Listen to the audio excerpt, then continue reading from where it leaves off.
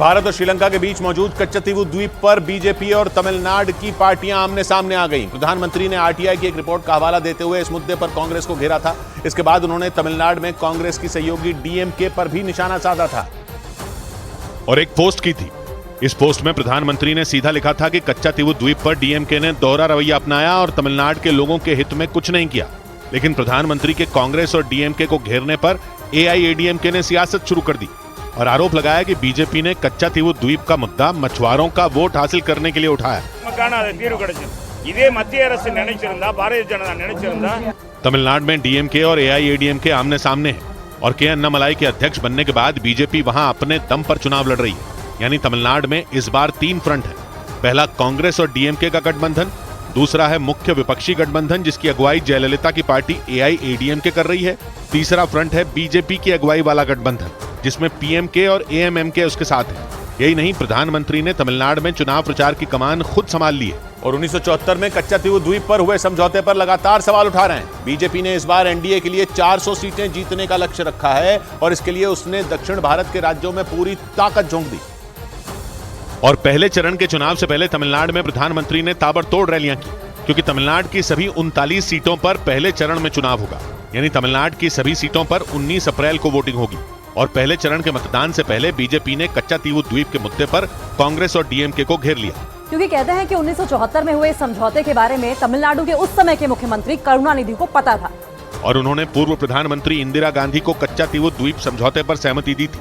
तब के अखबारों में लिखा गया था कि करुणानिधि को मालूम था कि इस समझौते से तमिलनाडु के लोगों की भावनाएं आहत होंगी और इसीलिए उन्होंने सार्वजनिक रूप से इस पर कोई बयान नहीं दिया था। लेकिन उन्होंने इंदिरा गांधी की सरकार को भरोसा दिया था कि वो मामले को तूल नहीं पकड़ने देंगे और तमिलनाडु की जनता के गुस्से को संभाल लेंगे। तमिलनाडु बीजेपी के अध्यक्ष के अन्नामलाई ने इस मामले से जुड़ी जानकारी के लिए आरटीआई की अर्जी दाखिल की। दावा किया गया कि आरटीआई के जरिए जानकारी मिली कि भारत और श्रीलंका के बीच इस मुद्दे पर हुई बातचीत के हर दौर में करुणानिधि को शामिल किया गया था और इस दौरान उन्होंने एक बार पूछा था कि क्या कच्चातीवू द्वीप से जुड़े समझौते को 1-2 साल टाला जा सकता है।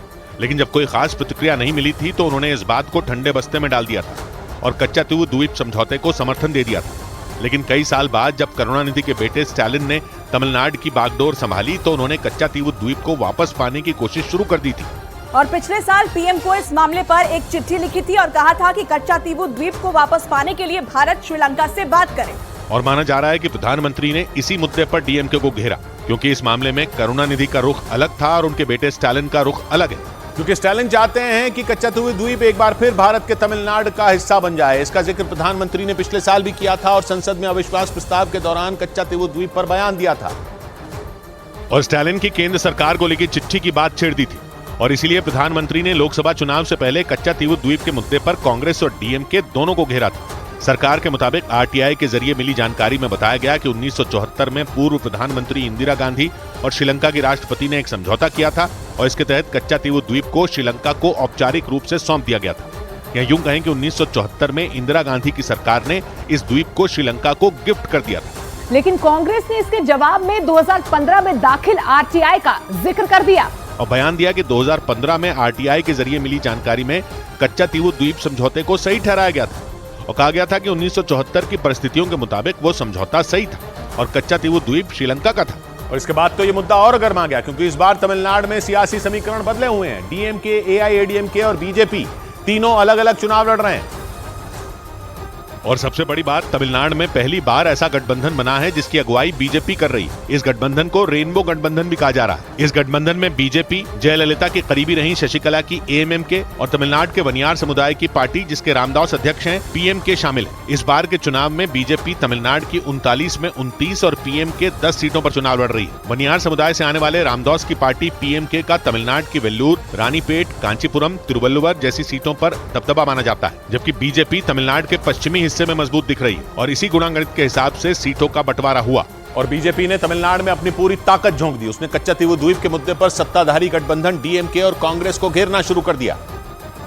क्योंकि सालों पहले एक समझौते के तहत ये द्वीप श्रीलंका को दे दिया गया था। भारत के तमिलनाडु और श्रीलंका के बीच बड़ा समुद्री इलाका है और हिंद महासागर के इसी समुद्री इलाके को पाक स्ट्रेट कहते हैं। तमिलनाडु और श्रीलंका के बीच के समुद्री इलाके का ये नाम अंग्रेज गवर्नर रॉबर्ट पाक के नाम पर रखा गया था। वो 1755 से 1763 के बीच मद्रास प्रांत के गवर्नर थे। पाक स्ट्रेट में कई द्वीप हैं और कच्चातीवू द्वीप उन्हीं में एक है। ये द्वीप बंगाल की खाड़ी और अरब सागर को जोड़ता है और करीब 285 एकड़ में फैला है। इस द्वीप की भारत के रामेश्वरम से दूरी करीब 19 किलोमीटर है और श्रीलंका के जाफना से दूरी करीब 16 किलोमीटर। और श्रीलंका ने कच्चातीवू को जाफना का हिस्सा बताते हुए इस पर अपना हक जता दिया था। वैसे भारत और श्रीलंका के बीच का ये द्वीप शुरू से विवादों में रहा। कहते हैं कि 14वीं शताब्दी में ये द्वीप एक ज्वालामुखी विस्फोट के बाद बना था और 17वीं सदी में तमिलनाडु के राजा रामनाथ की जमींदारी का हिस्सा था। लेकिन भारत में अंग्रेजों की हुकूमत आने के बाद ये मद्रास प्रेसिडेंसी यानी भारत का हिस्सा बन गया था। इस बीच पहले